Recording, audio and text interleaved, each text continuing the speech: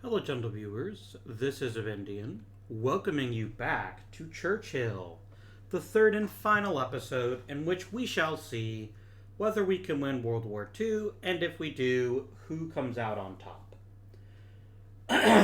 Last episode, we made a significant amount of progress toward defeating Germany. In fact, Germany could be defeated in this very conference with a bit of luck. We were able to remove one of their armies. Things are looking good up here. They're not looking as good in the Pacific. Now, the good news is we're only 2 spaces away, 1, 2, from being in B-29 range, which is one of the surrender conditions for the end of this game.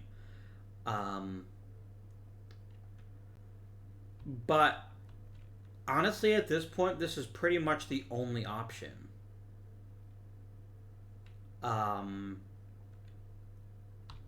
And the AI is going to want to push the Central Pacific because they're so far back. But our only chance of really winning is going to be getting to B-29 range. It is in the U.S.'s best interest to... Now remember, it has to try to advance. We can't tell it not to. But yeah, it's in the U.S.'s best interest to try to win the game via the Emperor surrendering, because only they get the points. Otherwise, they have to share the points with the UK. So from my perspective, 1000%, I want to see them... I want to see Japan get invaded. And this is the easiest route for that. So let's see how things go for this conference. Although the Soviets have a big lead in the points, the Americans have none, but that's just because of the unique way the Americans work. The Americans get most of their points at the end of the game, and they haven't won a single conference yet, which is also pretty interesting. Oh, I know what I was going to do.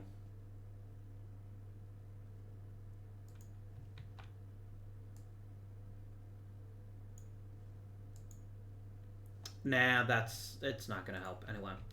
Right. We have 3 conferences left in order to make both Germany and Japan surrender, or the game ends at the end of the 10.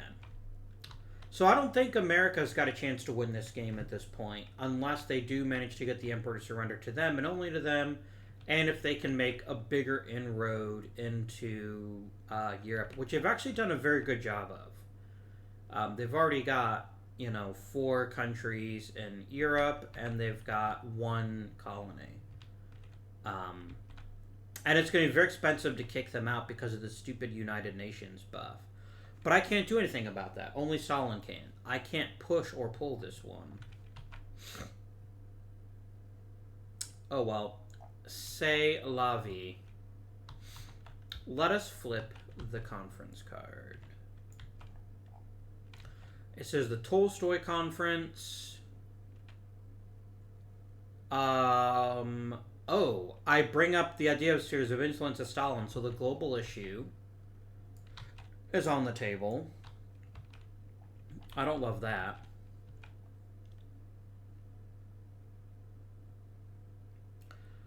We're going to roll to see if the Murmansk convoy gets to happen.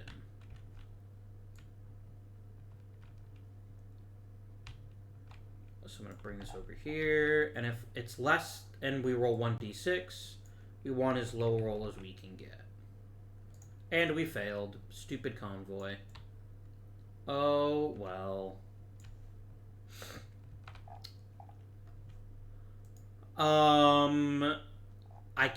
Roosevelt cannot advance issues. So I'm going to drop that on top of him, and I'm going to put him in the inactive area.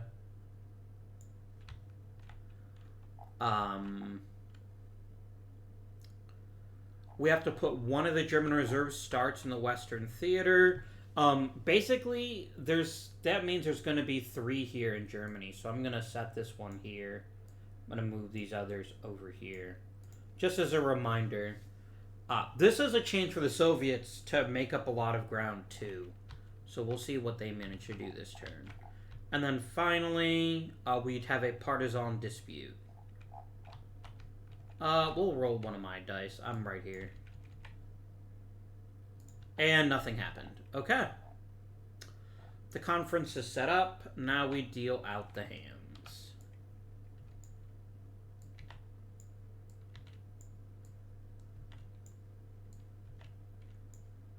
5, 6, and 7.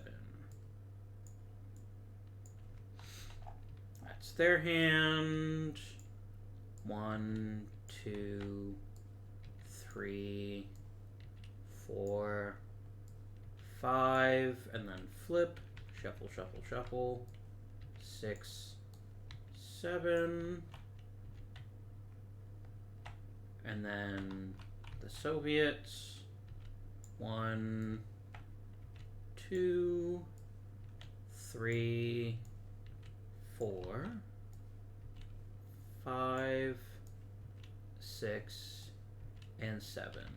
The Soviets have a potentially very strong hand here, so we'll have to see how that works. Right. Agenda time. Is there any agenda that I would desperately like to propose? And I think the answer to that question is, once again, not really. I would like to see, actually,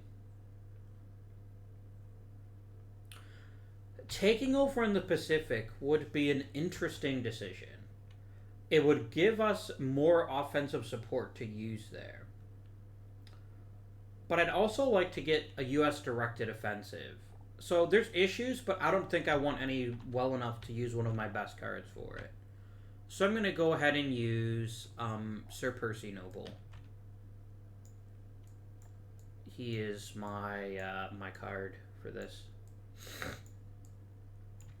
And then we roll. How much does America care about the agenda issue? They want to use their second highest value card.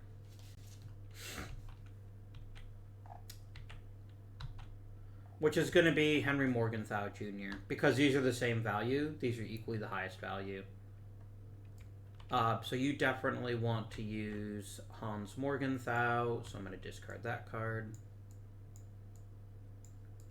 Let's just move things around to make them a little bit neater and easier to spot. And over to the Soviets. They got a 4, which means they also want to use their second highest card. It is a 4, which gives us one of two options here. 1 through 3 is Vasilevsky, 4 through 6 is Kuznetsov. And once again, one of the only ways that they can handle this is meh. So I know who's not winning, which is me. But I still get a +3, so the only person on the can move a 1, right? So settling ties, I don't think the bots will ever use their leader to break a tie to win the agenda segment. So then that means Roosevelt wins because Americans won all ties. He gets to pick his best issue. So he's going to look at his hand. And he wants to pick the card he's got the highest value for. And that is going to be Cordell Hull, which means Paul Mill. They're going to want a 1-3 in there. It then goes... Oh, and then it pulls. The difference is only 1, so this issue is going to be 1. Let's roll for Stalin's Paranoia. Again, he's feeling paranoid, so everyone gets a -1 for the Soviets. Oh, that's true. That's actually true. They would have won even without the tiebreaker because of the -1. I gotta remember to do that at the beginning. Oh well. What are my two issues?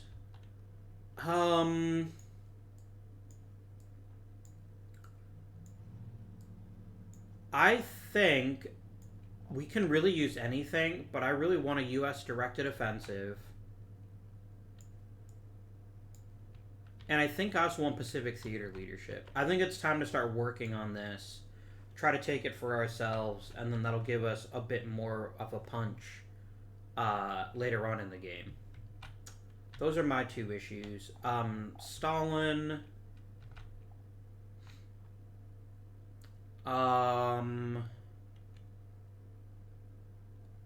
You want a directed offensive, and then you want strategic materials.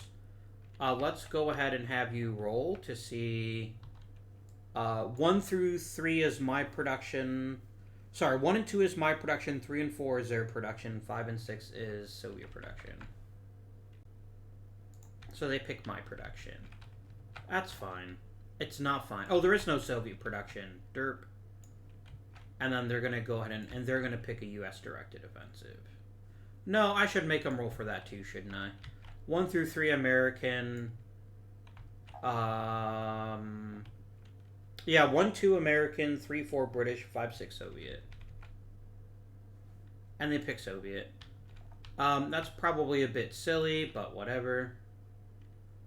And then we finally come back round to Rosie. He's already got his Paul Mill.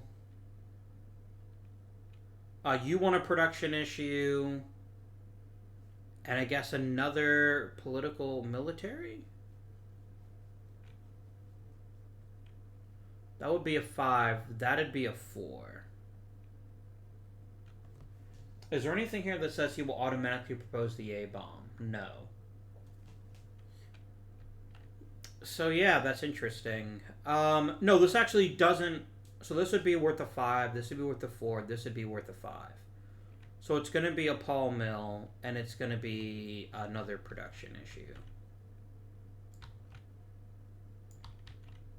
And then they're going to pick 2-2. So here are the issues that we will be fighting over in this conference. There should be 8, which there are. I will go first. Do I do the mega boring but always smart thing of stealing this global issue before anyone else can touch it? Now here's the thing. I would love a free political alignment marker. But there's 2 Paul Mill issues here. And most importantly, I kind of want Stalin to win it. But then the Americans would fight for it too, and then that would hurt me. I think I have to go for global issues. I don't think I have a choice. Unfortunately. So I'm going to get rid of Mountbatten. I'm going to roll to see if Churchill has a heart attack. He doesn't. And then I move this 7 towards me. And I get a political alignment marker. Stalin would debate it, but again, the debate rules specifically say he has to be able to debate it onto the Soviet track. Oh. No, you won't use Stalin to debate this issue because it's not the A-bomb, and that's the only thing he cares enough about. And then America will debate global issues. That's one of the 2 issues they will debate. Wait, did I ever put out strategic materials?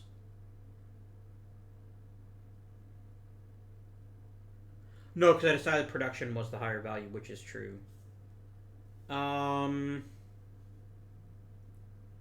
if it pulls out onto the U.S. track, and there is no track here that would give you an 8. Oh, you can debate.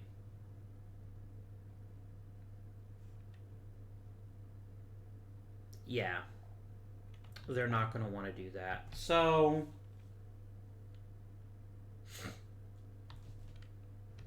it is my issue, I win it, and it goes on to Stalin. Stalin, as always, is going to keep his best card. I'm going to roll a 1d6 because of Budioni. Oh no, Budioni's only worth a 3 because Stalin's on active, so then it's definitely Timoshenko. So I'm going to put you over there. You will be used only last. And then you want to use your next most powerful card, which is going to be this 4. All of these issues are of equal interest to you. So I'm going to roll the 1d10, and on a 9 or a 10, I will reroll. It's a 7. So it's 1, 2, 3, 4, 5, 6, 7. And that's only going to be worth a 4 because reasons. No, sorry, it's only going to be worth a 3 because of paranoia. But we do get a free offensive support marker in the Far Eastern front. Not that it matters, because nobody tried to get the USSR to declare war on Japan. Oh well. America won't debate it because they don't care. And I also don't care, so I will not debate it either. Rosie Roosevelt.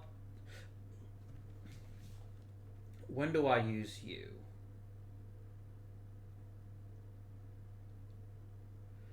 Yeah, you would use Roosevelt to advance the global issue, but you can't because it's already on my portrait, so it's already gone. So you can't use global for that. What is your most powerful card? It is Hull, who is worth 6. So you go off to the side. And I'm going to use Frank Knox on a production issue. And it makes sense that they would do it for mine, because they get some more production. So the U.S. now gets 2 naval markers. Not that that's worth all that much, but I'll still put it over here. They can play it anywhere they want. And then they move the UK production issue 5 towards them.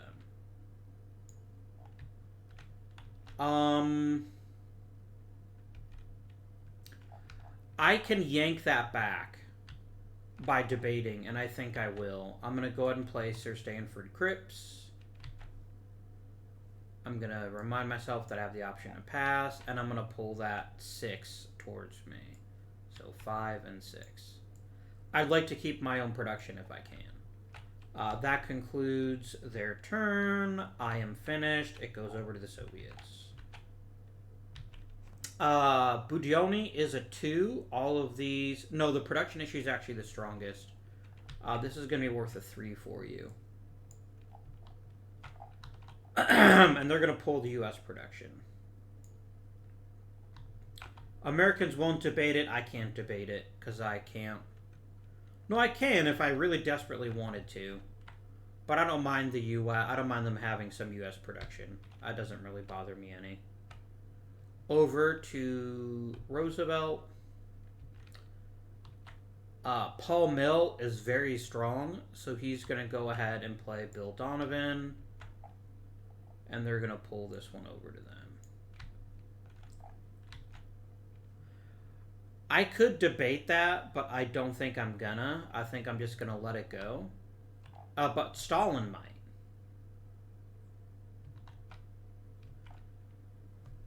Would they use Stalin? No, they would only use it to if we would lose an issue. And they don't have a strong enough debate, even with the +1 from it. No, I take that back. But you only would be worth a 3. But that's not enough to pull it onto the Soviet track, so that ends that turn. I'm going to take my pass option, and it's going to go to Stalin.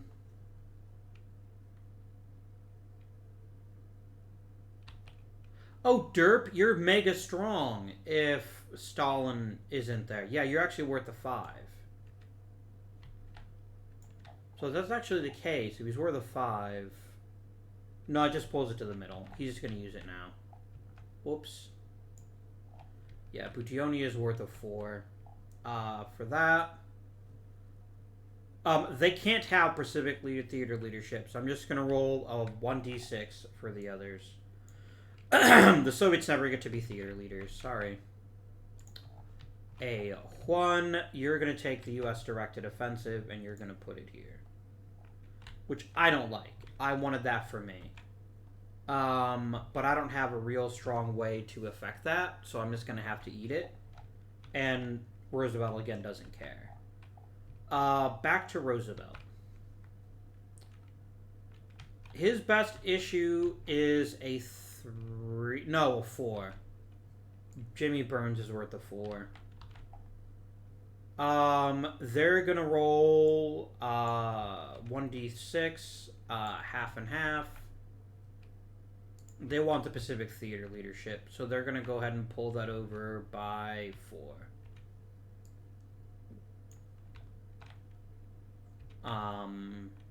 Do I have a way to debate that effectively? I don't. And neither does Stalin. So that's going to stay. Over to me. No one else wants this Paul Mishu. I'm going to take it. I'm going to go ahead and spend C. And I'm going to pull it 4 towards me. Stalin cannot steal it. The best that he can do is a 2 in debate. And Roosevelt doesn't care because it's not the 2 issues he does care about. So over to Stalin. Kaganovich is worth a 3, but then drops back down to a 2, so we're going to do that. And they're going to grab the UK production issue. 1, 2.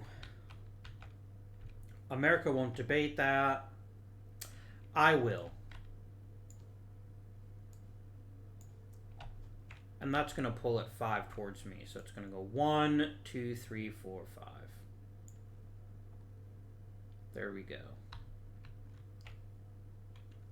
That's Stalin's turn, and now it's America's turn. Oh, let me bring this card back over just so I don't forget about it.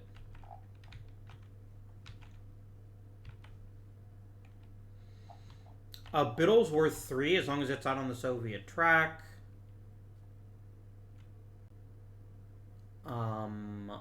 Unfortunately, the issues closest to the Soviets, to the Americans, are Soviet. I'm going to roll 1d6. That's a 2. So you're going to go ahead and spend Biddle for a 2. And you're going to pull the directed offensive 2 toward you. I could debate if I wanted to, but I don't think I want to. And Stalin won't debate because it's not off of his track yet. So that's that issue. Over to me, I'm going to choose to pass. Stalin is up. He's going to spend his crappy little 1.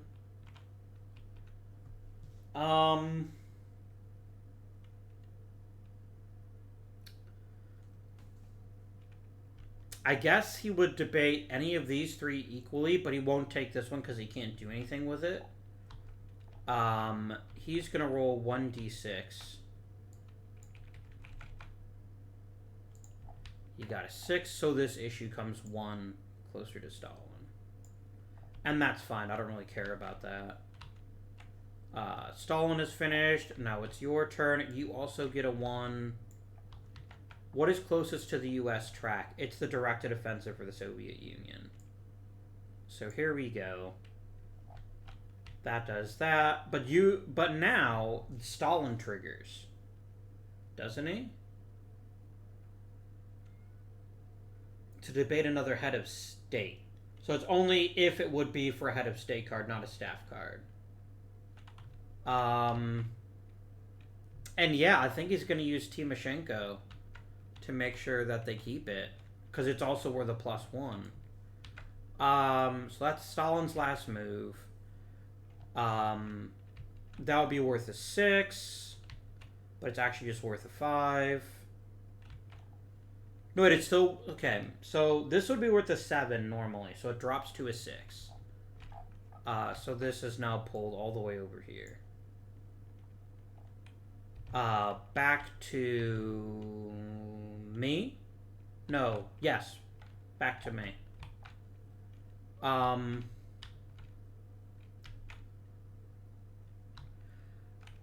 going to go ahead and play John Anderson. I'm going to pull this back to the middle.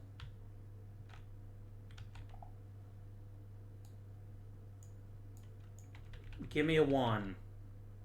Damn it. Oh well. Roosevelt won't debate it. Stalin has no cards. Back to Roosevelt. This is 6 on a Paul Mill issue.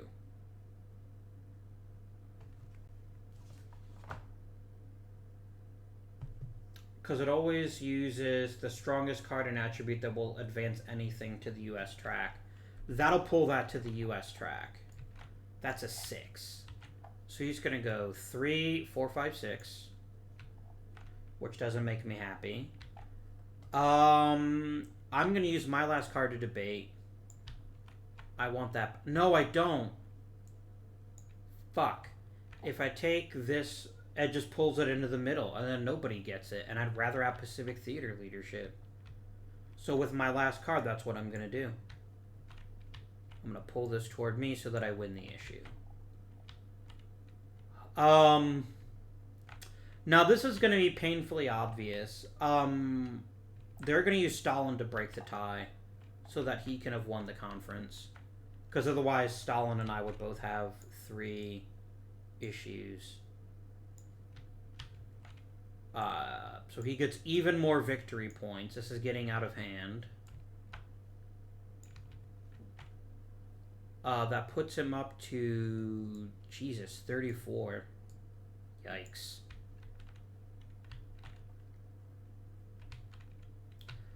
And then those are your issues. Okay.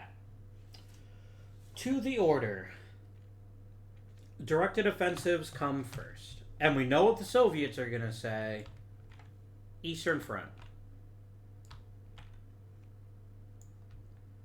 The Americans aren't going to like that, but they can't do anything about it. Next up is any conditional issue. There aren't any. Next, we determine production. 1 U.S. production goes to the Soviet Union. I will put those back where they were.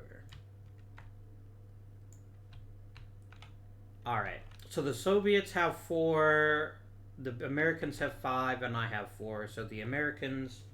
Oh no, it's whoever to the left of the person who won the meeting segment. So that's going to be Roosevelt. He gets to go first with his production.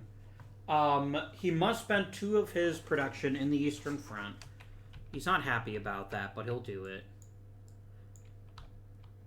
And he gets to allocate his naval markers too. So that's going to be 2 offensive support there. Directed offensive goes back.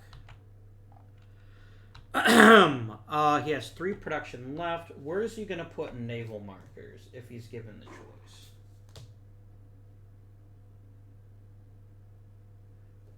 Look, I'm just going to put 1 in each of them because it doesn't actually matter. He's got more than enough naval support for both of them.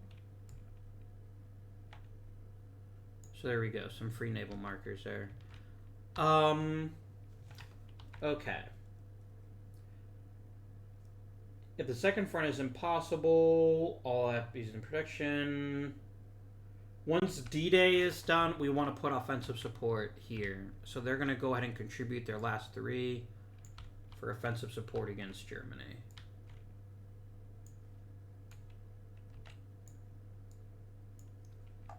All right. That is the American production used. Now it's my turn. I've got a lot of flexibility here. I'm the only person who has much. I'm going to put one of my factories to work. Oh, shoot. Wait a minute. No, you want to resource your Paul Mill issue.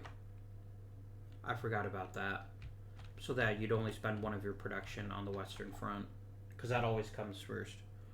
I am going to go ahead and spend 2 of mine in the Western Theater as well. Because this is going to be a lot of armies facing us. I'm actually going to spend 3 there. Let's try to make this overwhelming if we can manage it. And then, with my last production, I'm going to go ahead and invest in an offensive support for the Americans, I think, actually.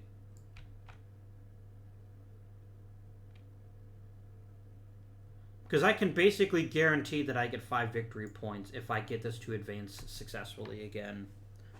So the Americans are probably gritting their teeth at that point. They're probably like, thanks, asshole. But that's how it is. Now it's Stalin's turn, and you know where that production's all going to. He has no Paul Mill, so everything goes in the Eastern Front. Not a surprise. Oh, and I get my theater leadership too, but that only happens after production is allocated. I'm going to put my global issue back too because nothing moves. Oh, since you did resource this, let me give you your clandestine networks and your political marker. And then I'm going to put you back as well. Stalin has 4 production. And it is all going towards offensive support for the Eastern Front. What is this random offensive support for? I'm not sure. I'm going to get rid of it, though. Oh, you know what? He did have 1 free for the Eastern Front. I'll put it there, even though it won't actually matter. Okay. That's all the production allocated. Next, we determine theater leadership. I1.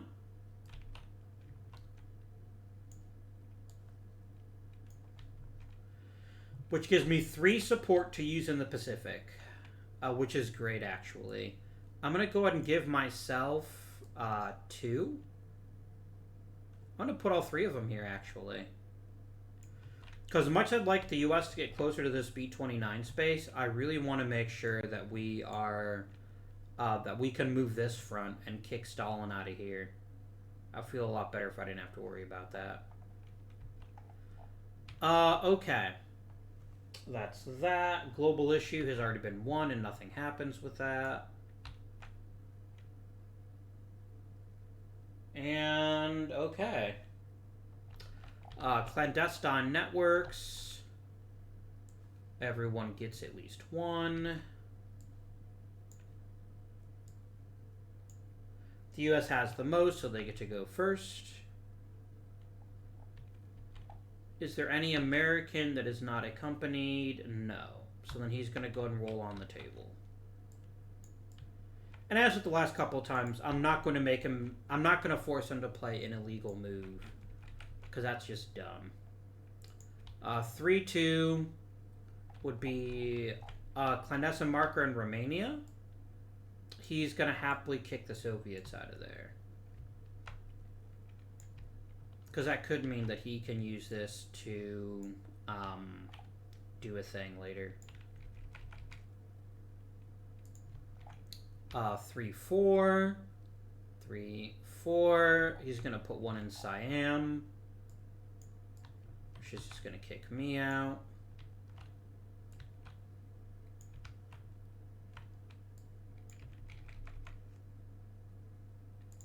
Uh, 3-6 is Malaya. He's going to kick the Soviets out. Thanks, America. That was very kind of you.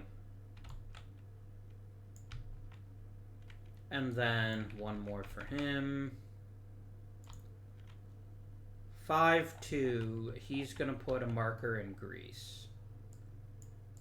He can't do that. He's already got 2 markers there, so I'm going to go ahead and roll again.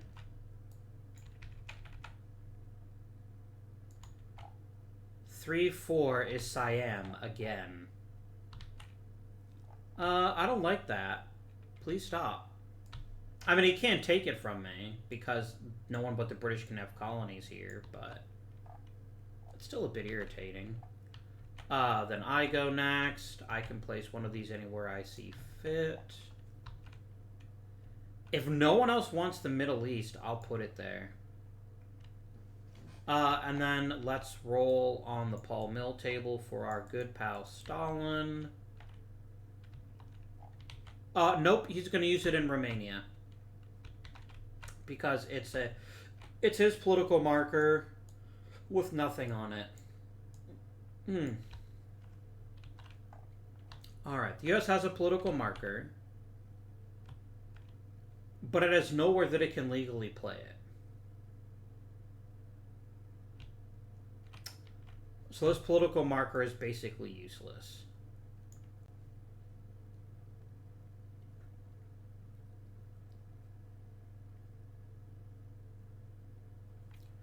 Oh well. I get my political marker. I'm going to put it in the Netherlands. And Stalin doesn't have one. Okay. Oh, I did not take my bonus offensive support here, so let's kick that up, because I get it for being European theater leader. There we are. Cool. Let's mobilize the armies. So first, one front is trying to enter Germany, the American front, so they're going to move 2 armies there. One army always goes here. And then we roll for this last army.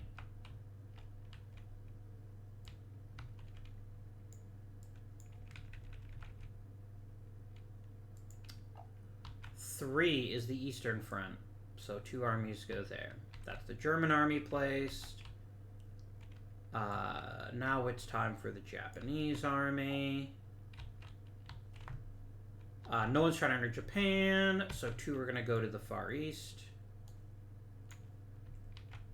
No one's trying to enter a B-29 space, but they will be next turn potentially. So that's fine. We need to roll for the Japanese Navy.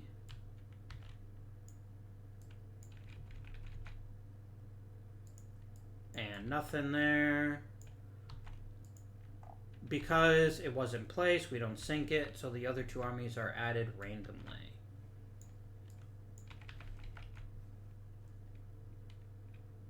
That's a 6. So that's going to be 1 against me. And a 3. That's 1 down here. Okay. Let's get to fighting. Where did you go, Mr. Front Die? There you are. Alright. Western Front first.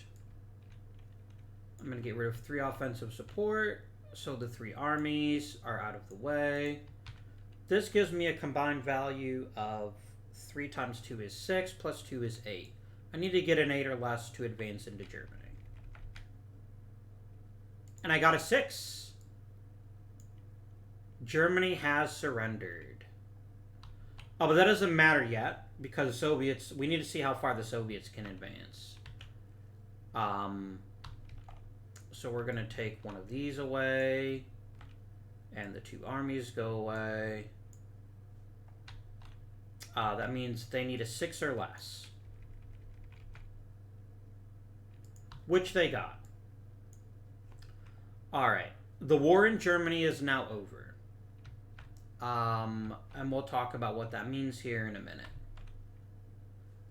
But we're going to do the Pacific first, and then I will come back and we'll talk about the immediate consequence of the Soviet Union surrendering. This doesn't happen. Nothing happens here, so those armies just go right back, and this offensive support goes away.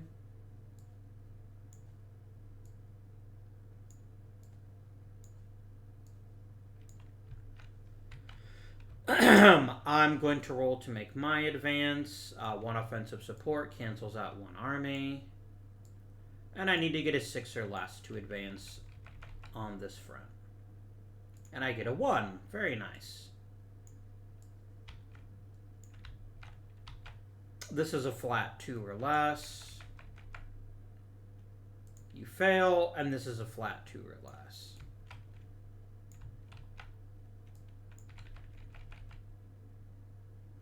And you fail. Oh well.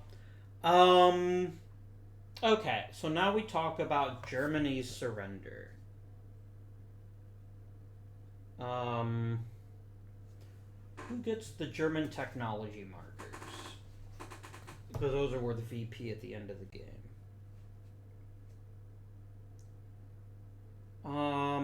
Axis surrender 7.8.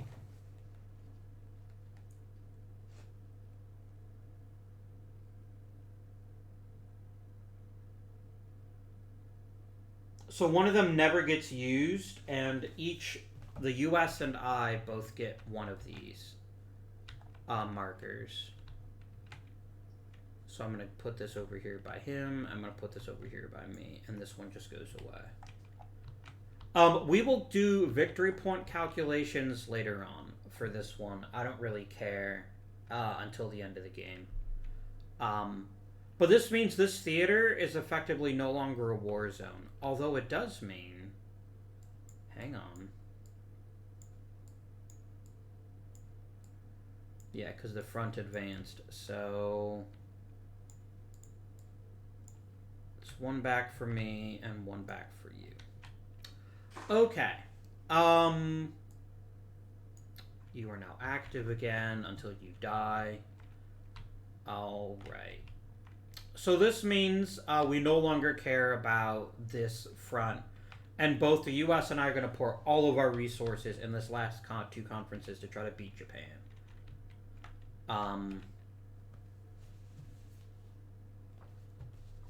And we definitely can't beat Japan if the Soviet Union doesn't invade. So that'll be something someone has to propose, and it'll be me, probably. But let's see what happens in the next conference setup.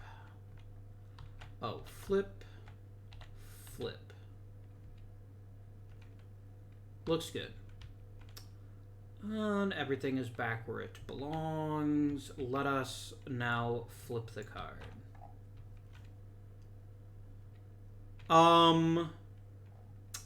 Churchill is marginalized by the Allies. I cannot use him to advance an issue. That's annoying.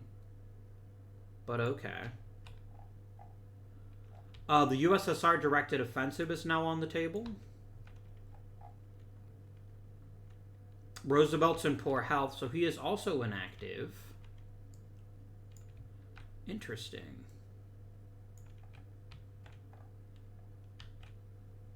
And then I need to push myself into an active status. So far, it's only Stalin is active. One Japanese army goes in the Southwest Pacific.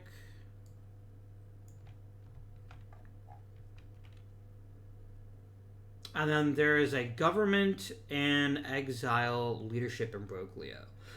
Okay.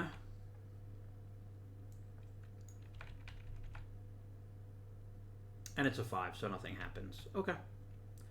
That was a boring conference, but okay. Alright. Let us draw the 7 cards so we can determine who's going to push for which issues.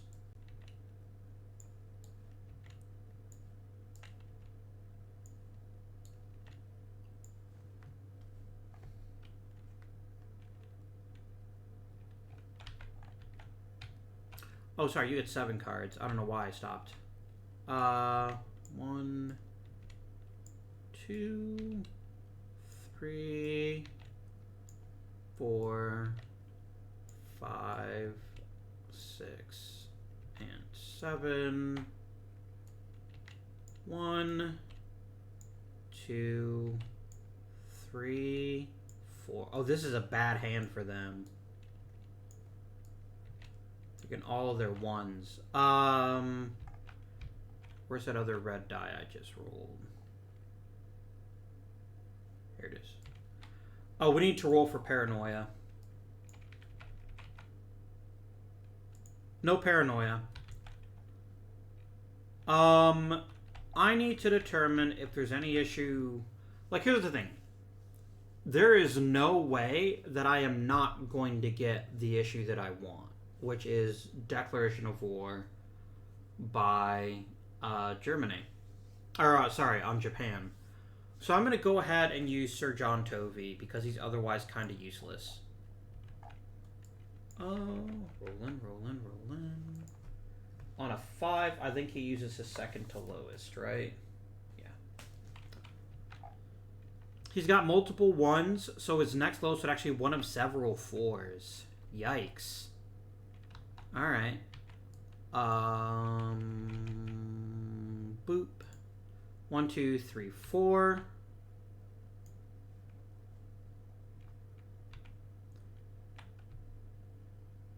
That's the card that they're playing. Oh, this should be like that.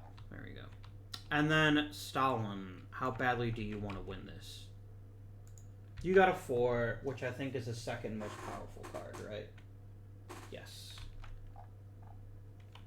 which in his case is going to be a 2. So you're going to use Meretskov. Okay. So I have a 3, and the Americans have a 4. So they win. They get to take an issue and move it, and they get to propose an issue and move 1 towards them. Is there a particular issue that they're going to go for?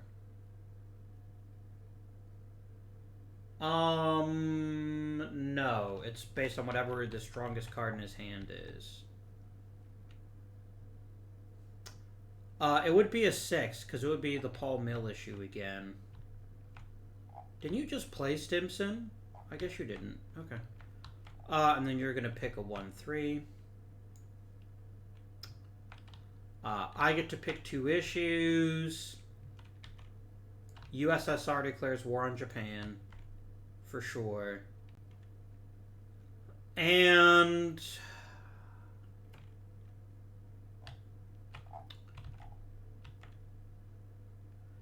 no, if I don't propose the A-bomb, the Soviets will. I'm going to pick a U.S. directed offensive then, because Soviets almost certainly will. Come to the Soviets, and yeah, this is worth a 6. So he's going to want that for the A-bomb. And for your other issue...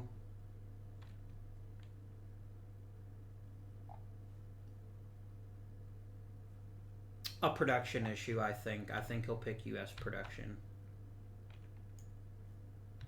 And then back to the U.S.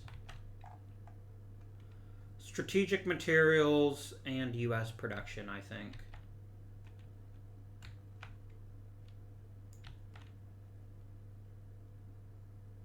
There it is. Alright, they won the agenda segment. I get to pick an issue to advance first. I cannot use Churchill, so I have to accept that. Which issue would I like the most?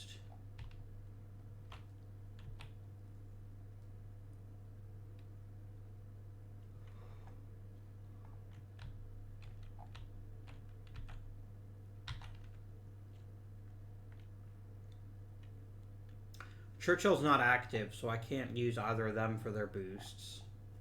I'm going to play Ernest Bevin for sure. I'm just curious as to which issue I want.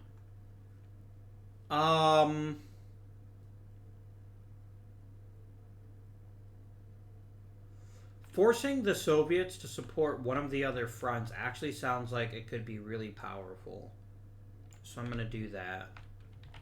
The Soviets cannot take it over.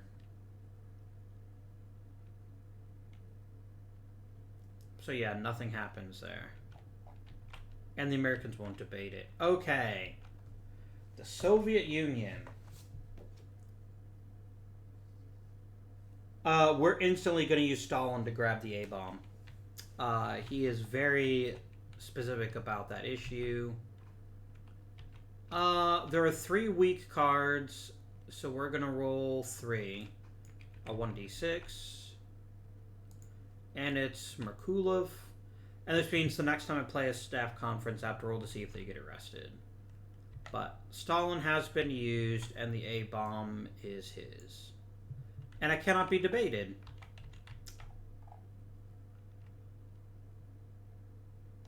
So that is an issue that he has won. I'm not surprised. It makes a lot of sense. Americans. You're going to play for a Paul Mill. And you're going to pull that 6 toward you. I can't steal that back unless I use Churchill. And I don't want to take a chance on him being inactive next conference. I mean, I can move it away so it's at least not guaranteed to go to the Americans. And I think that's valuable. So I'm going to go ahead and spend this 4. I'm going to debate the issue. And then I'm going to put this option for me here. It's now my turn, and I think I will go ahead and pass. I don't think I have too much of an incentive to push any of these issues super hard right now. That is there, I think. And these are all here. Stalin.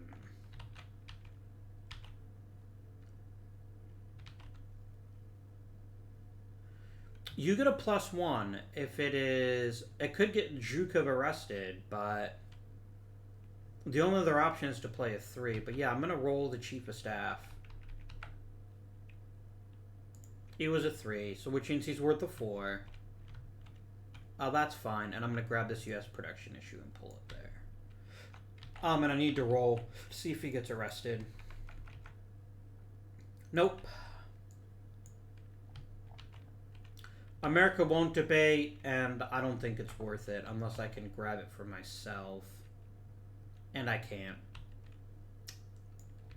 Oh, well. Oh, I didn't pull cards aside, did I? Like I was meant to. Which means Beria gets pulled aside for you. And Stimson actually should have been used later, but oh well. It's going to be Hopkins. But I think the U.S. will never move strat materials if it's in the center. So what are you going to do? You can grab a 5 on U.S. production. So you're going to go 1, 5.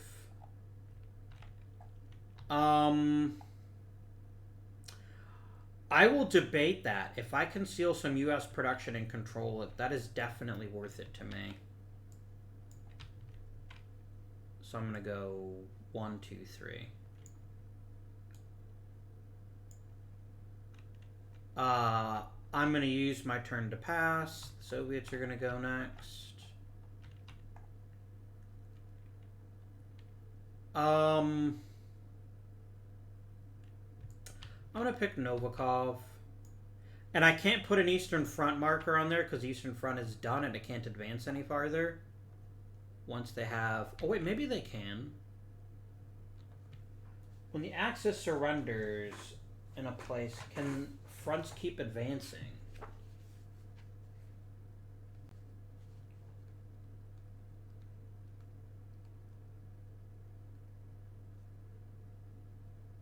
Let me see here. Yeah, there's no further front movement. Okay. So then he won't get any advantage from that, but he will get a 3 to do some moving. And they will never touch the U.S. declared, so they're going to roll 1d6. They get a 5. They're going to take this U.S. directed offensive, and they're going to put it there. Americans don't care. It's not one of their magic issues, and I don't care. So they succeed. Over to Roosevelt.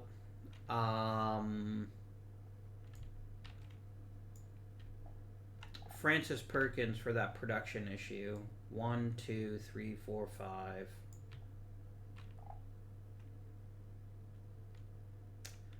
And I don't have a strong enough card. I can basically pull it to the center and that's it. So, oh well. That's it for your turn. The Soviets could try to steal it. But all they have left is 2 1s. Yikes. They're both pretty weak. Oh well.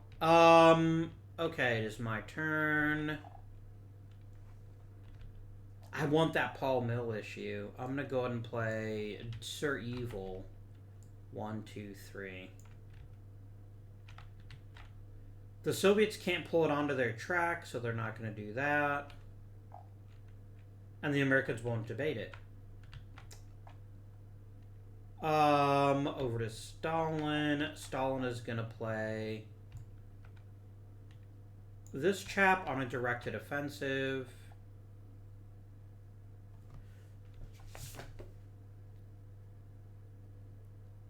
Oh, actually, no, he won't do it on a directed offensive because it's already on his track.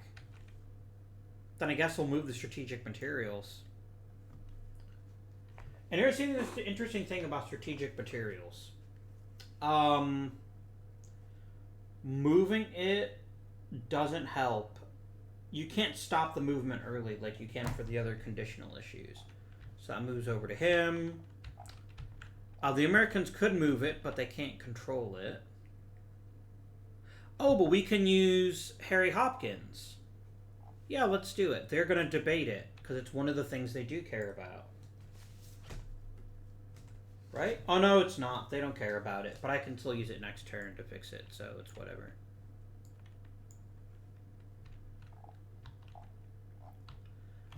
So that's there. Stalin has made his move. It's now over to Roosevelt.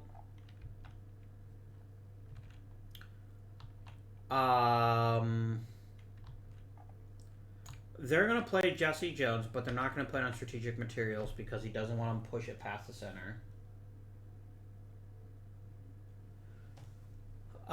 He definitely doesn't want that. So he's going to probably steal this freaking Paul Mill from me. 1, 2, 3, 4. Stupid Americans. I'm going to debate it. I want it. Give it to me. 1, 2, 3. Shit, that pulls it in the middle. Oh, well. That's better than nothing. So that is the American turn finished. Now the Soviets get to play. We're going to play Vatutin, and we'll roll to see if he is a debtor. He is not.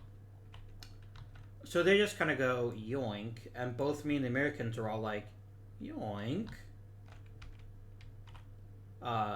You won't debate.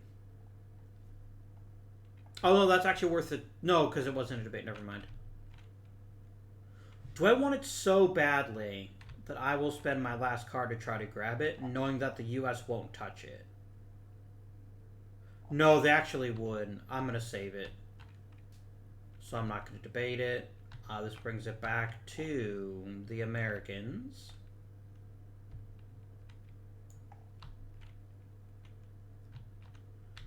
He's going to go ahead and play Ernie King. Unless there is a U.S. production issue that he could meaningfully affect, which he can't. So he's going to go boop. And Stalin will debate that using his last card here, Bedia. He's going to go, no, that's my strategic material. 1, 2, 3, 4. Oops, this one. And the Americans are probably pretty pissed about that. I'm going to play my last card. 1, 2. U.S. won't debate it. The Soviets don't have any cards left. So now the Americans get to play both of their cards. You're going to play William Leahy.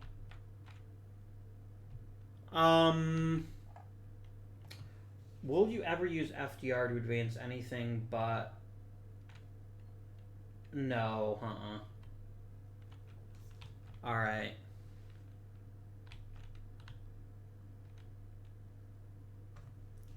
There's no way you'd try to prevent the USSR from declaring war. That's just dumb.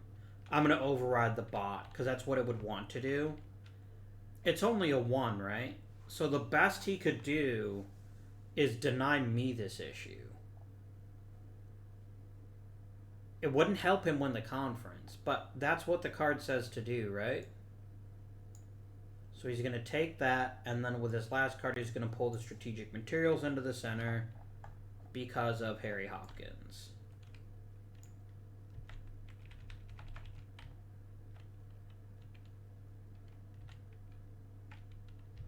What? Oh. Yeah, okay. That's fine.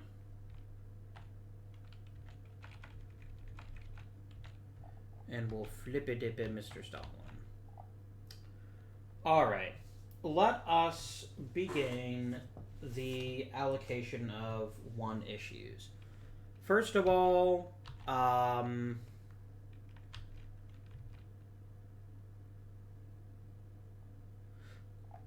America won the conference. Because they both won 2 issues like the Soviets did, but they're going to use their power to break the tie. Well done. Their first conference victory. That's going to be worth 3 victory points to them. Their first 3 of the whole game. Yikes. So you get those 2 issues. Those 2 issues. And I just get this issue. Okay. So we first do directed offensives. I get to pick mine first, and I'm gonna place this here. No, I'm just gonna place it here. Then the Soviets get to play theirs, and I think they're just gonna put it in the Far East. Yeah. Because you'll want to help themselves out as much as they can. Alright, that's dealt with. Conditional issues. We can now legally declare war on Japan. And the strategic materials issue. We all get our bonus production this turn.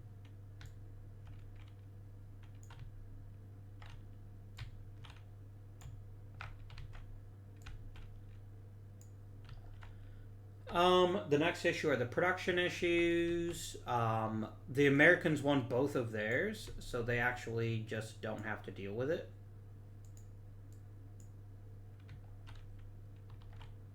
Which means they have the most production, but that doesn't matter because it's based on who won the meeting segment, so I get to make my decisions first. Alright. I get to play 5 offensive support. And I'm real tempted. You know what? I'm going to do it this way. I'm going to place 3 here, and I'm going to put 2 here. Because I want the U.S. to make it to... Oh, no. Here. Yeah, because...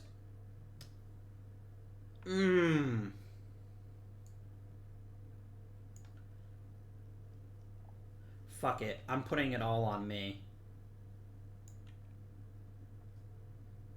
Oh, but that makes it harder for us to win.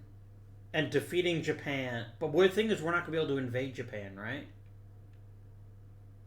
Unless we get a breakthrough here. So I guess stuffing the American player like that might be worthwhile, but I think it's actually better for us to go here. Guarantee at least 1 advance and maybe get into Hong Kong.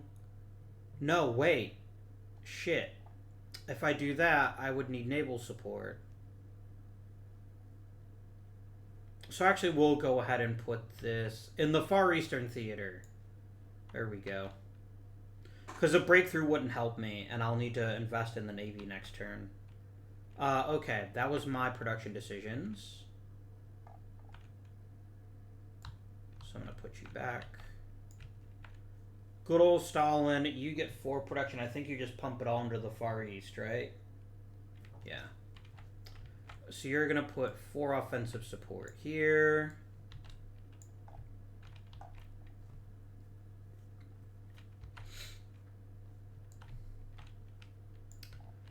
The Americans have to spend 2 production on the Far East. The Far East is going to be doing some moving this turn. At least it better. I'm going to be pretty salty about it. And now we need to see how the Americans are going to do things. Everything is going to be used in the production. It's going to be used in the Pacific, Central, then Southwest. Alternating. Does it allocate it differently if they're trying to catch up? No. Alright. So they have spent 2 of their 6 production on that. 2 of their 7 production on that. That's 5. So it's going to be 2, 4, and to start with the Central or start with the Southwest? Starts with the Central. So the Central will get the 5th one. Alright. Alright, let's do it. The next thing that we're gonna do actually is we have our theater leadership. So I get to pick where it goes. go in the Far Eastern Theater.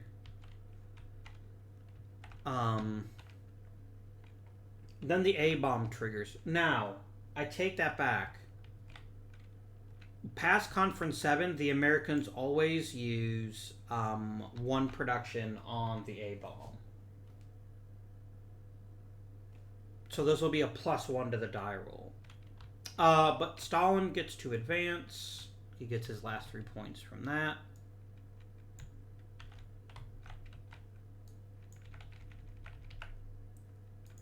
A 3 plus a 1 is a 4. We have done the Trinity bomb test. So each of us actually gain 3 victory points. 3 and 3. Alright. Sounds great.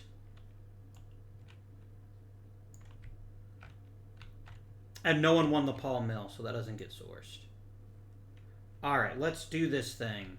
Let's... Oh, clandestine networks, don't we? Yeah. Everyone just gets the 1.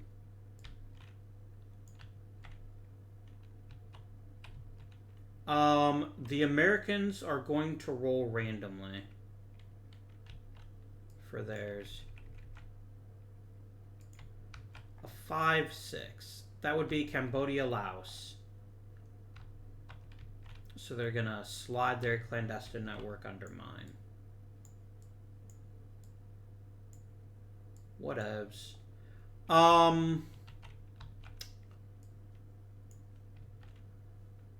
Britain is going to put theirs in the Baltic states, I guess, or Poland. We'll put it in Poland. And the Soviets are going to want to put theirs up their butt. No. Maybe up their butt. 1, 4 is Denmark. It's not a legal play. 5, 2 is Greece. They can do that.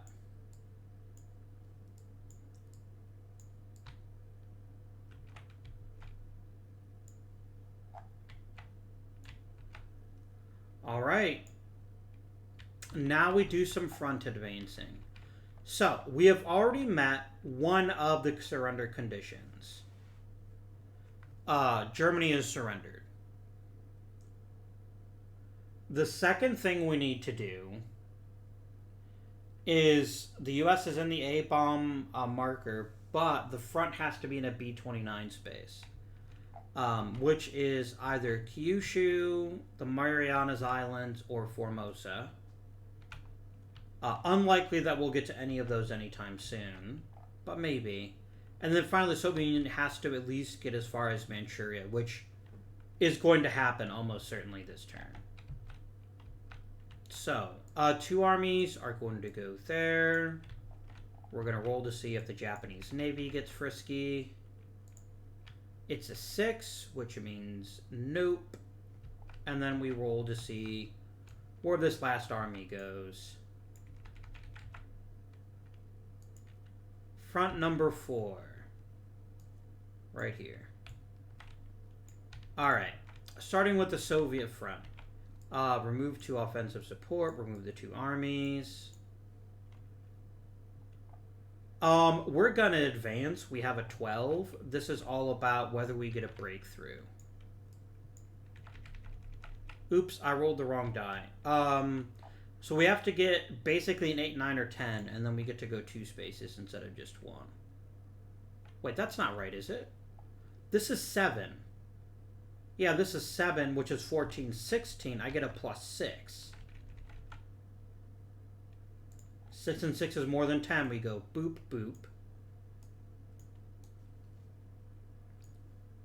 I remove one of the Japanese armies from the game. You'll notice that that is right here.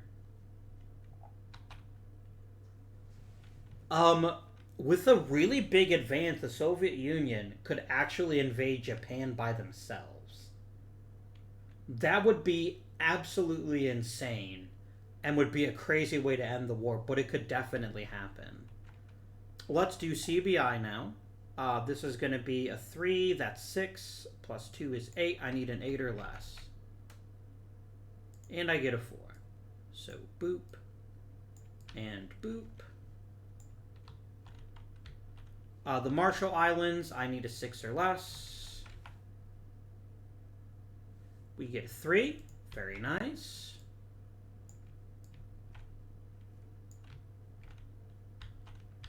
And then down here, we need a 2 or less. This is actually going to be the toughest one to move.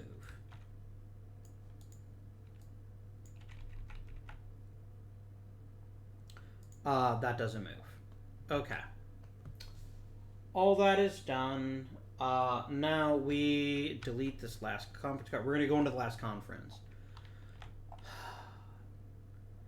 I am utterly shocked that the Soviet Union has an excellent chance of invading Japan.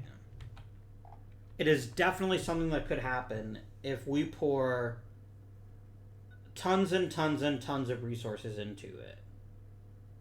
And here's the thing. That would give the Soviet Union 8 victory points.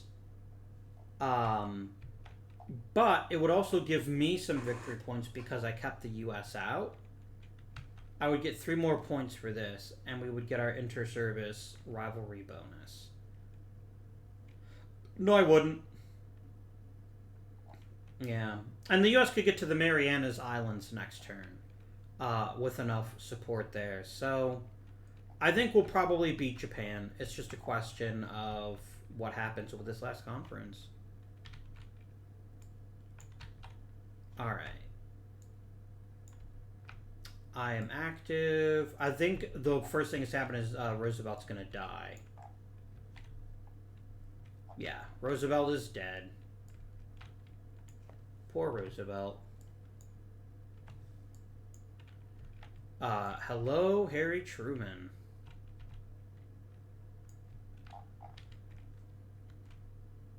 Oh. If I use Harry Truman at all. Damn. I can gain a political alignment marker if I use Truman for it. Of course, this specifically says I will never use it unless it's for the global issue. Alright. Churchill cannot advance an issue. And we're going to roll for Merman's convoys. Convoy. I got a 6, which I'm pretty sure means nothing happens. The Morgenthau plan, there's 1 less U.S. production. And then there may be a government in exile in Broglio.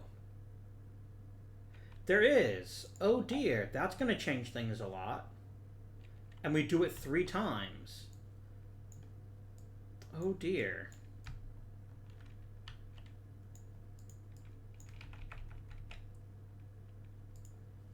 Four, 6. France. Shit. 4, 4. Middle East. Why is it only... Oh, there is none there. That doesn't matter then. 2, 6. Baltic states. Nobody's up there. Kicking me out of France does make me salty, but it's not the end of the world. Alright, let's deal the cards. Man, I am very nervous about how this game ends. I think we've got Japan beat, but it's really going to depend on how we allocate our resources.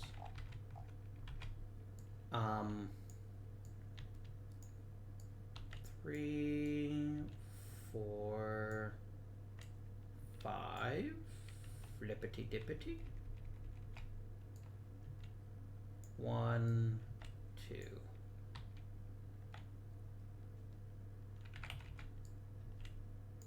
1, 2, 3, 4, 5, 6, and 7.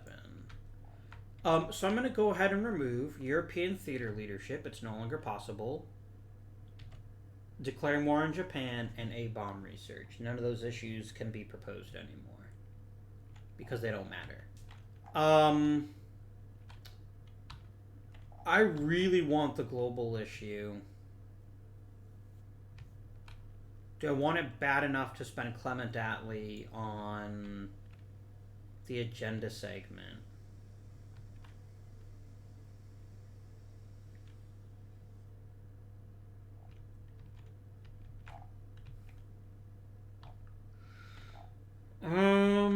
The thing is, I know that the Soviets are going to use it, right? The Soviets are going to declare the issue even if I don't because of Molotov.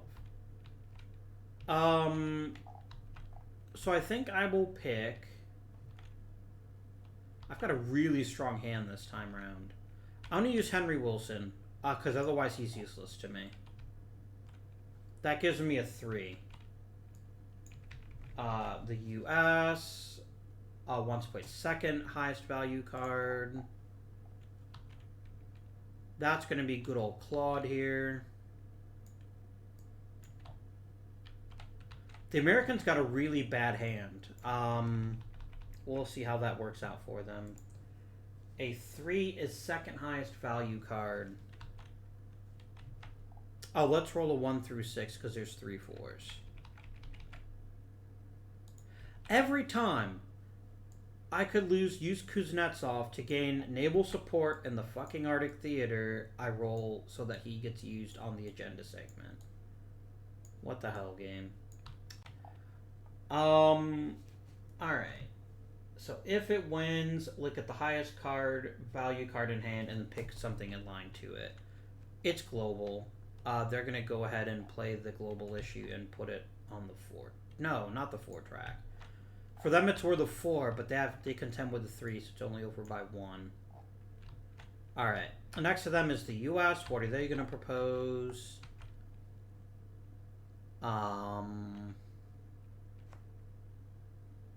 These are both don't matter.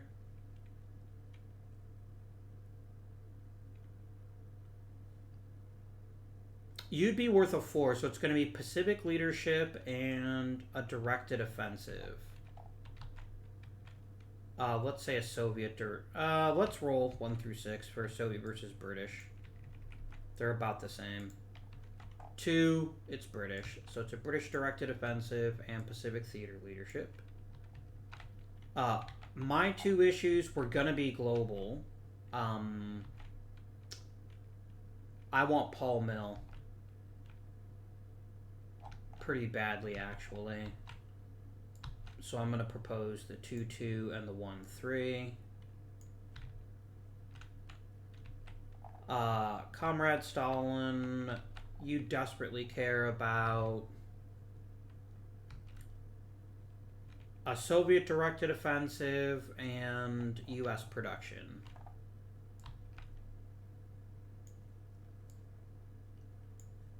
All right. The issues have all been proposed, and now... since Stalin won the debate, it's America that gets to go first. And I think...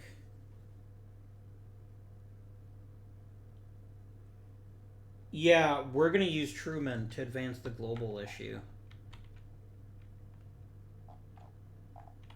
So I'm going to take my weakest card. These are the same, so I will roll. This guy, Stanley Embrick. Flip Truman. And I'm going to go 1-6. And they get a political alignment marker. But now it's my turn. Oh dear. I have to do it. I may never get the chance to do it again. And this at least puts it back on my track. Sorry, Sir Charles Portal. I'm going to pull this over to here. And then I get my free political alignment marker.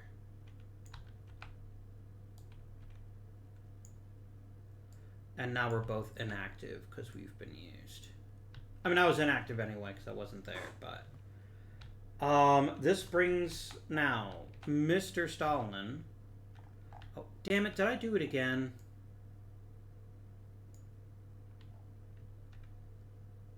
No, because it's the lowest stat card that they always reserve. So it's going to be Harriman for you.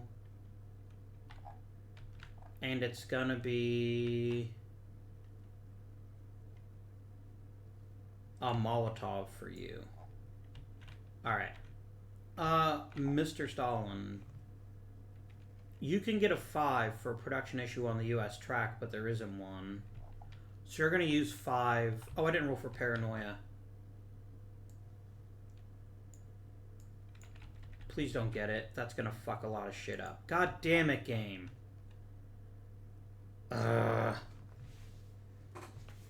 Does Paranoia affect the stupid initial segment? The agenda segment? I don't think it does.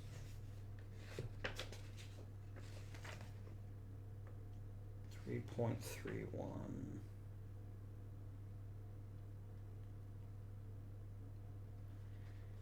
game. I don't know if Paranoia would affect the agenda segment, but it says all staff cards, right? Which actually would have put us in a 3-way tie. You know what? Paranoia didn't happen. I'm sorry, guys. I've forgotten every single turn to roll it before I do any other action.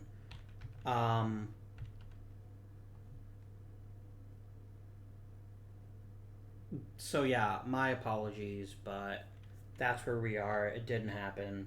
And then we'll just continue on.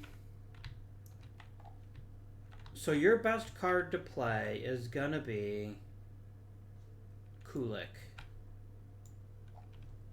And you're gonna grab this directed offensive and put it as a 5.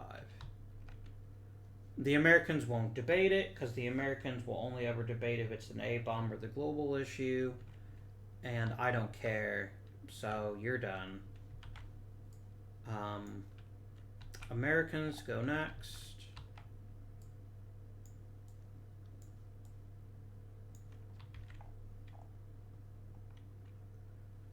Ernie King is actually the most powerful card left. And he's going to pull the Pacific Leadership issue 4 towards the Americans.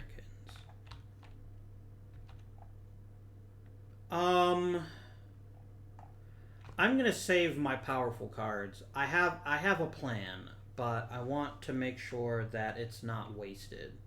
So I'm going to ignore that. Stalin probably won't. He could get a 5. But he can't win that issue. Like, if he wins it, nothing happens. I guess he could still win it. Which would still count purposes of trying to win the thing. But I think that's dumb. I don't think they're going to do that. So that's the end of that. It's my turn. I get to move a thing. Or I can pass. I'm gonna pass. Stalin.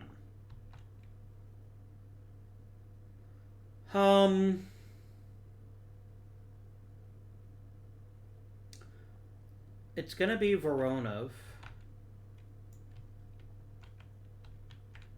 And he's gonna pull the directed offensive towards him. Now, he can't put an offensive support because it's not, the Eastern Front's not available. America won't debate that. And I could use Sir Alan Brooke to get that back. Or I could just use Sir Evil. I'm going to do that. I'm going to use Sir Evil again. And I'm going to go, nope. America.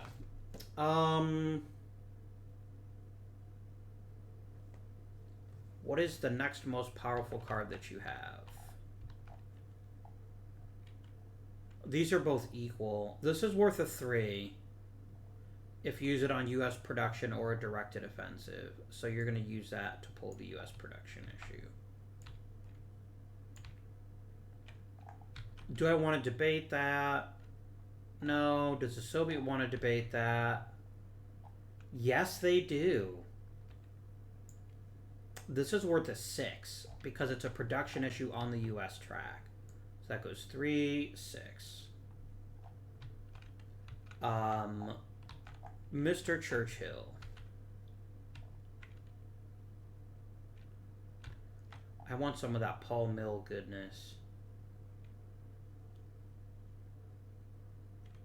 I'm going to play Andrew Cunningham, and I'm going to pull this Paul Mill issue up.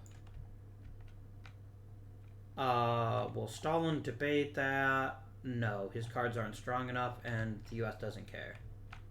So I could have passed, but I chose not to. That then brings us back to Comrade Stalin.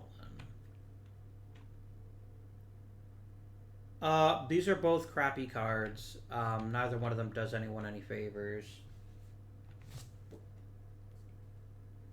And you'll never use Stalin to advance. You would only use Stalin to debate. So I'm going to roll... You got a 3. We're going to use Malyankov.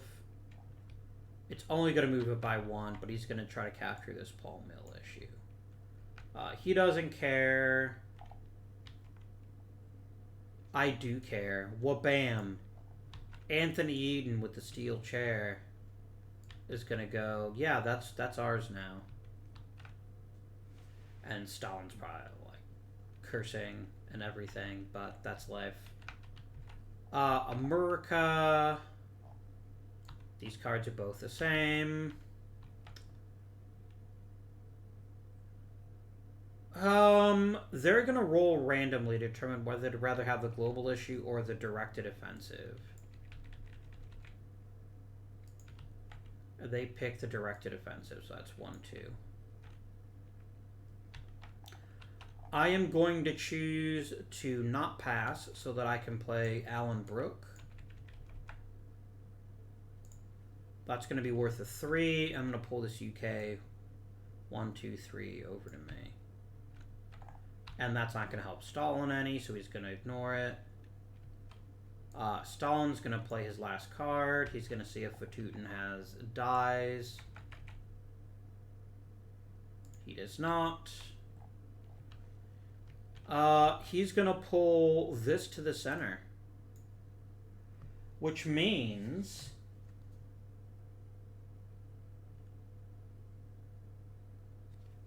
the U.S. is going to debate that.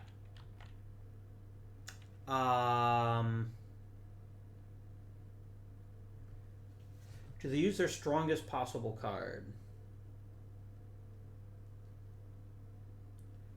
No, but they could use Jimmy Burns, and they could grab it that way. So that's what they're going to do. Our first American debate. That pulls it 1, 2 over to the U.S. So that's their turn done. Now it's my turn. I have 2 cards. Oh no, I played Sir Alan Brooke, didn't I? I have 1 card left. Here's the thing. I don't mind as much if Stalin wins the global issue at hand. I care if the Americans do, because that can only hurt me. So I think that's what I do. I think I go ahead and use Anthony Eden or Clement Attlee to pull that over. The other thing I could do is I could capture this U.S. production. Or even keep Pacific Theater leadership. Actually, that's better for me. 4, 5. Clement Attlee. Stalin won't waste a card on that, and the U.S. doesn't care. Stalin, it is Stalin passes, America passes, I have no cards left. Stalin plays Molotov, and they grab the global issue. 1, 2, 3, 4, 5, 6. The U.S. would debate. Oh, they have to, don't they? It's a global issue. But I wouldn't pull it onto the U.S. track. It would only pull it into the center. So he's going to ignore it. And then they're going to play Avril Harriman, who is... Oh, wait. Oh, no. It's on the Soviet track. So it makes it a +1. Oh no! The Americans just grabbed the last global issue. Oh, that sucks. You sneaky American bastards. It's the only issue you won this conference, but it doesn't matter. Because that's a giant one. That's going to cost me 5 victory points. Oh well. I am pretty salty, but I also can't do anything about it. I won the conference by a pretty wide margin. I had 4 issues. No one else was even close. That's 3 points.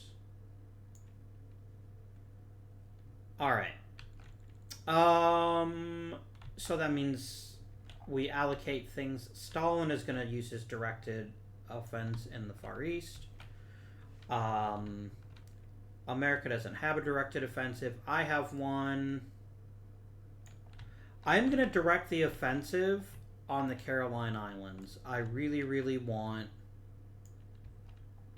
the U.S. to get to a B-29 space to keep the Soviet Union from getting a bunch of points.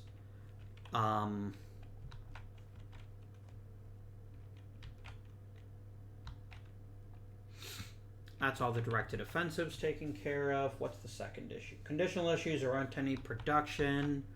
1 U.S. production goes to Uncle Joe. I get to allocate mine first. Man, it would be boring as shit to do this, but I think I have... No.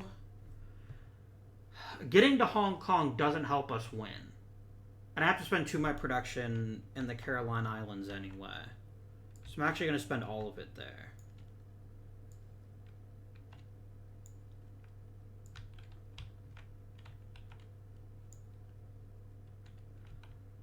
Oh no, I don't want to do that. I want to activate my Paul Mill issues. Yeah, so I'm going to put one of these in the Caroline Islands, and I'm going to use the rest on my Paul Mill issues. So that's mine. I need to give myself 3 political markers and 5 clandestine markers. This is where we make our huge move at the end of the game.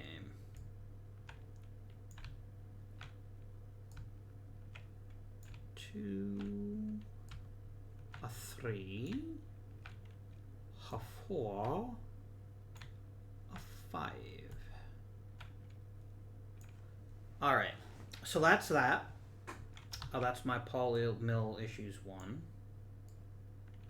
I might as well go ahead and just give everyone their tokens for stuff. That way I don't forget about it later. You get 1, and Stalin gets 1. Okay. Alright, game. That's my production allocation. Now the Soviets go. I think they're just going to pour into the Far East. That's generally what they do. Yeah, because they will never use it in the Pacific. So they're going to spend all 4 production there. That's going to give them 4 offensive support.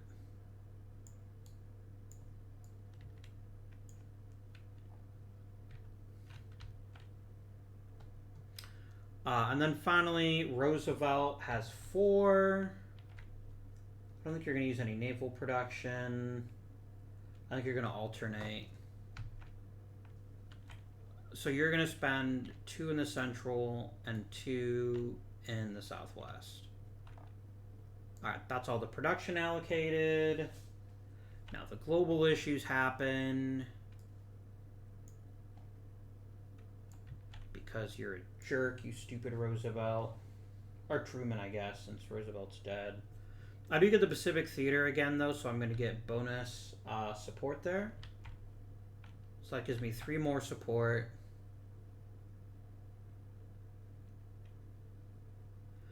I really want the Caroline Islands making it to the B-29 space.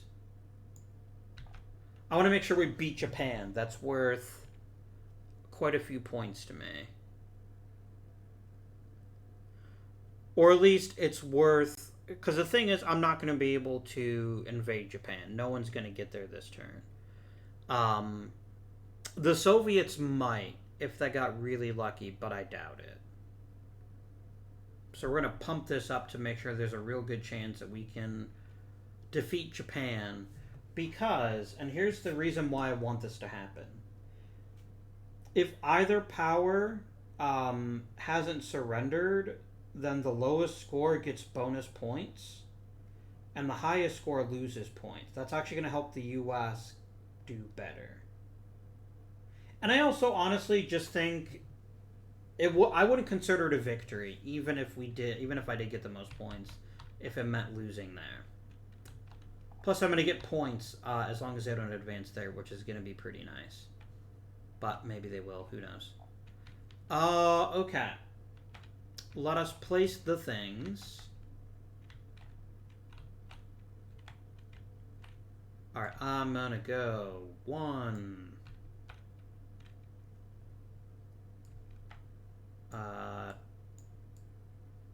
2... 3...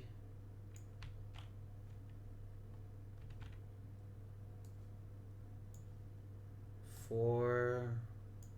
5... 6. Why not? The next most would then be Stalin. He didn't lose one, so he's going to go ahead and roll Paul Mill. 6-3. Malaya.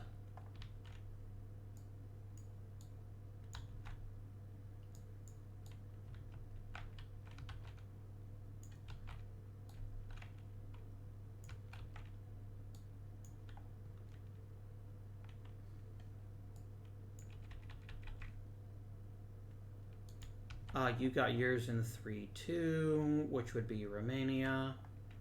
Unless, no, you're going to put it in Greece. You're not even going to roll for that one. You're going to want to protect what you've got in Greece.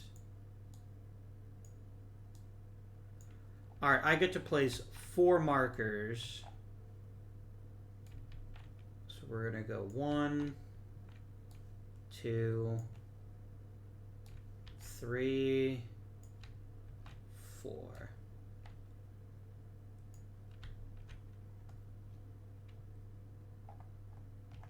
And then the U.S. can't remove anything because it takes 2 political markers, right? The U.S. could only play on an open spot, and they don't have one. So again, they just forfeit this political control marker. Haha, stupid Americans. That'll teach you to steal my global issue.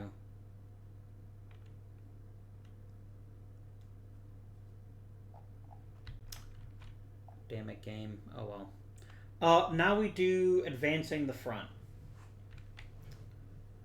Alright, Soviets come... Oh no, first we have to allocate the armies, don't we? Oh, that's going to be 2 in Korea. The IJN is going to sortie, or at least try to. They don't.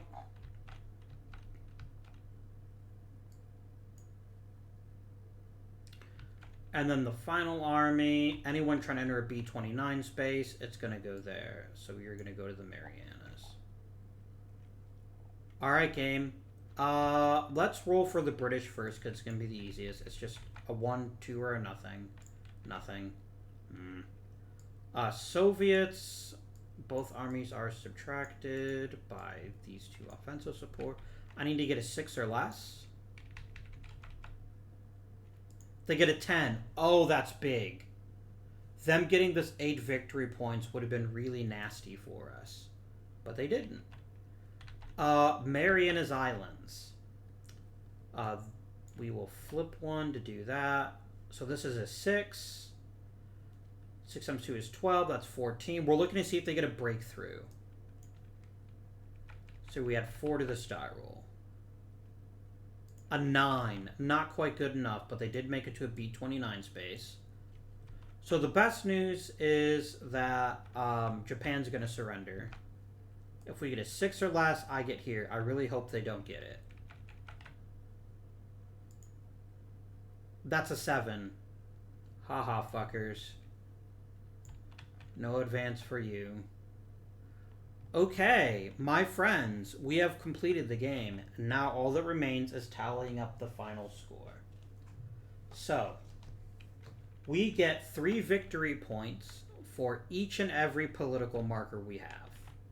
So 3, 6, 9, 12, 15, 18, 21, 24, 27, 30, 33.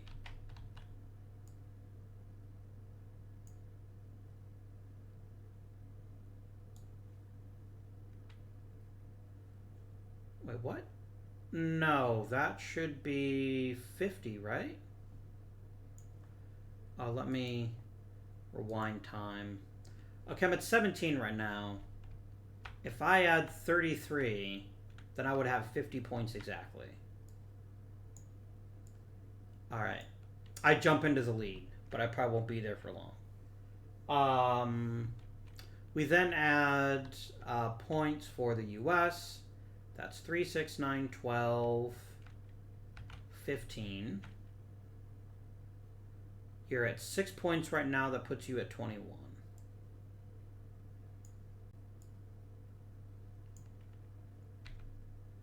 And the Soviet Union has 3 colonies for 9 plus 1 that's just a clandestine network. That gives them a 10. So they're at 47. Alright, that schedule is donezo. 5 points for each global issue. I got 1, so that's worth 5 points to me. 0 plus 5 is 5. The Americans got 2, so they got 10. Stupid Americans.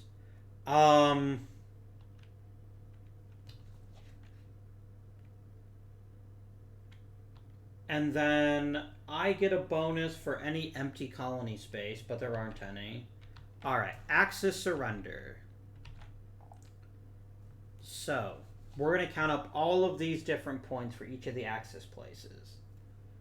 So, the US and I both get 8 victory points because we're the ones that actually invaded Germany.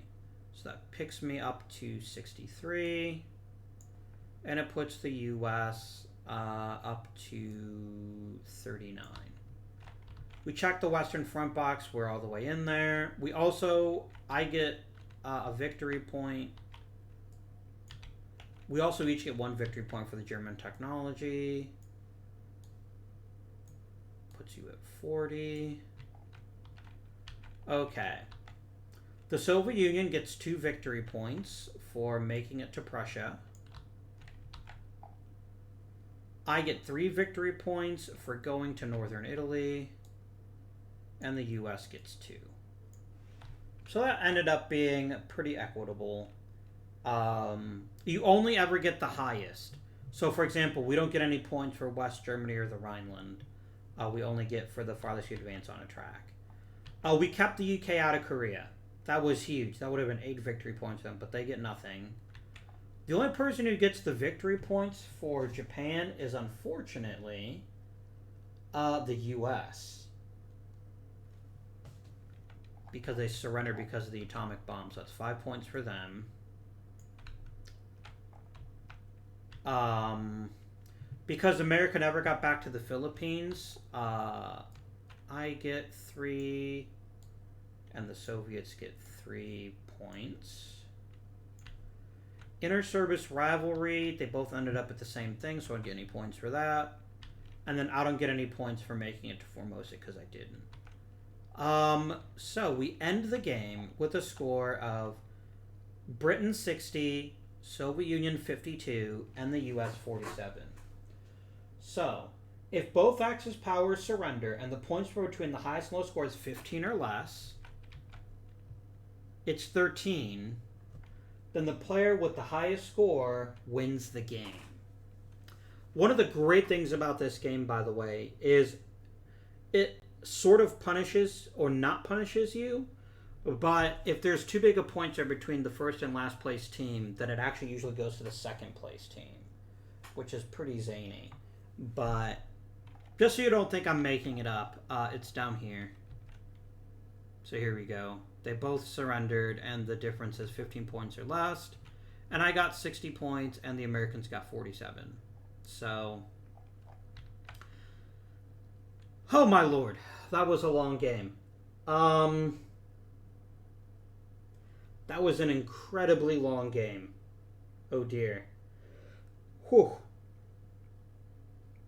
Oh, that was great though. I love this game. I love it so much. And the bots are fine. I think for what they're intended for, they're brilliant. But this is definitely the kind of game where playing it solo should only be an every once in a while kind of thing. It shouldn't be the primary reason you buy this game, I don't think. With 2 players, it's okay. With 3 players, it's brilliant. With 2 players, you're going to want Stalin to be the bot, just because Stalin's bot is the easiest to manage, by far. Man, that ended up a lot closer than I thought it would be. And here's what's really scary. All the Soviets had to do is make it to Korea, and they would have tied me. And then I don't actually know what happens if there's a tie.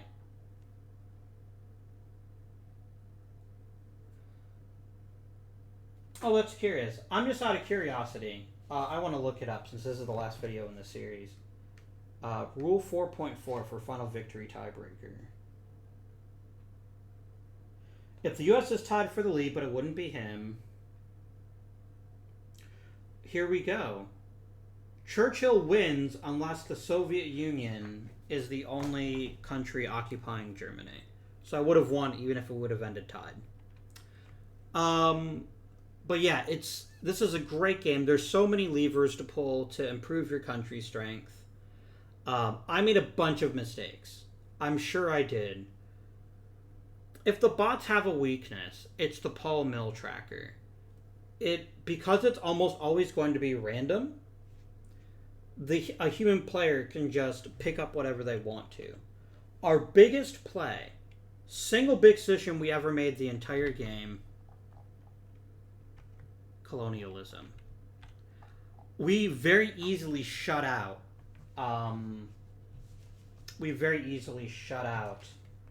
The Americans and the Soviets. I'm checking the victory point schedule. Yeah, you only add the victory point for clandestine network if there's no political marker there.